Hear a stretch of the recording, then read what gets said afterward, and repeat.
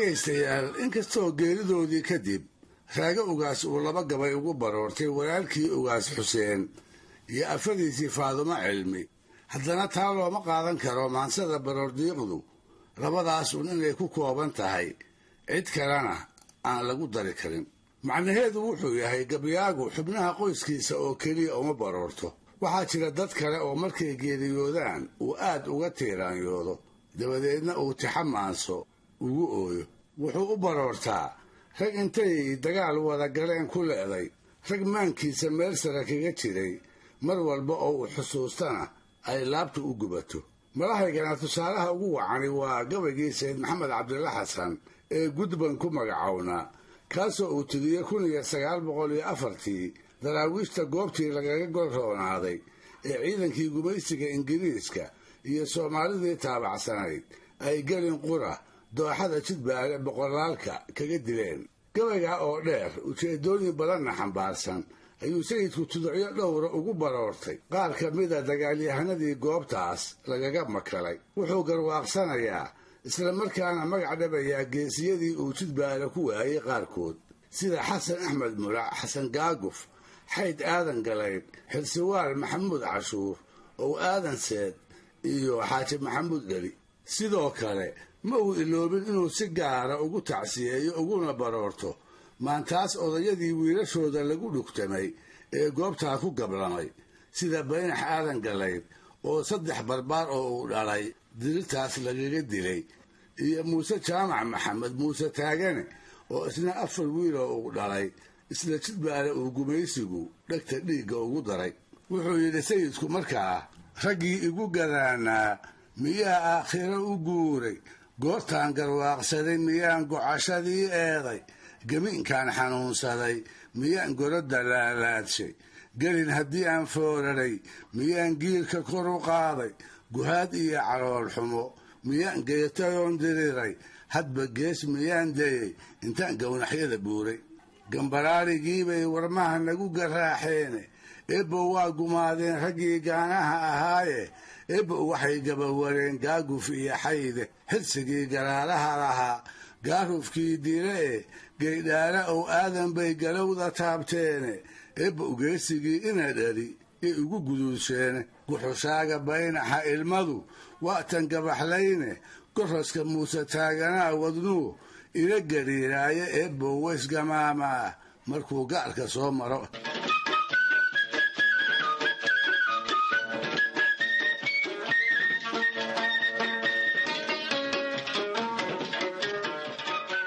waayadan dambe ee aadanaha ifka ku wada nooli uu isbartay isdhexgalkuna uu fududaaday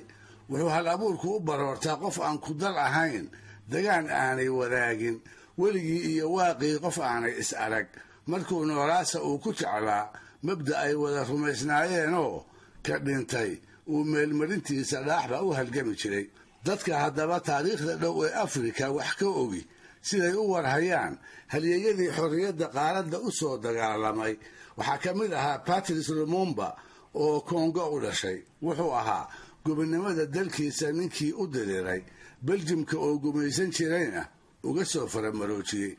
bishii Juun 1960 ayay Kongo xorowday waxay ka mid noqotay Afrikadii faraha badnayd ee sanadkaa gobta noqotay Lumumba ayaana ra'iisul wasaare ka noqday hayeeshee xoogagii inay dadka gumaystaan u bartay Kongo iyo barwaaqadeeda way ka sabri waayeen markaas bay abaabuleen kooxa gooni u goosata ah oo doonaya in gobolka Katanga ee macdanta hodanka ku ah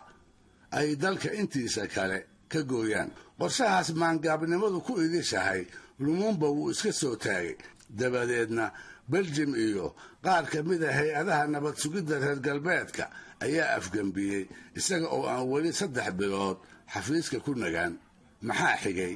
gooni u goosatadii reer Katanga oo shisheeyuhu u dabada ka riixayo ayaa 17 Janaayo 1961 xukun dil ah Lumumba ku fulisay magaalada Lubumbashi ayay naftii ku weysiiyeen isaga oo 36 jir ah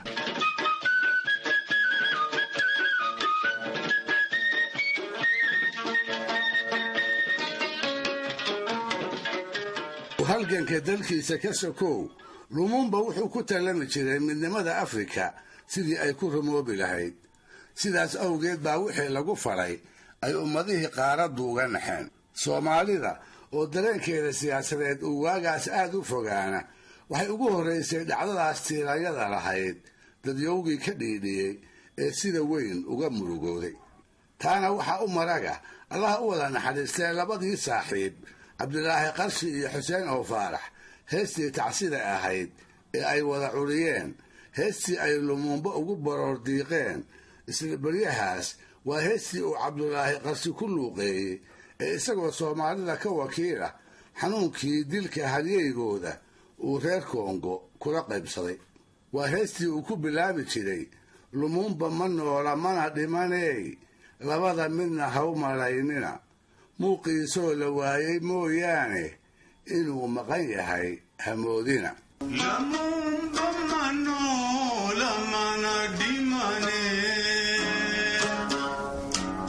labada midna haw malaynina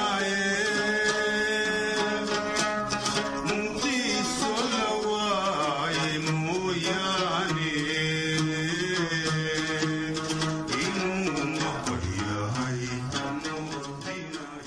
milaheeda dareenkii maalmahaas Afrika ka jiray iyo luuqda Cabdilaahi Qarshi markii la isku daro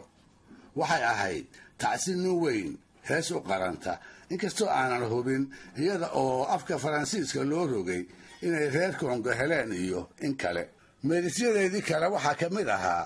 madax buu noo ahaa mudnaan jiray miyay kaalintiisii maran tahay dadkoo maqlay baa ka murugoodo maankiyo maskaxdaana wada rogan midiidin iyo magan ahaan maynee miya nala muquunin karayaa maangaabyada meel nagaga dhacay iyo ma moogin godobtaa inagaga maqan madowgu giddi waa idinla meelo Kongoy maanta waa midkaa qura madowga giddi waa idinla meelo Kongoy maanta waa midkaa qurahe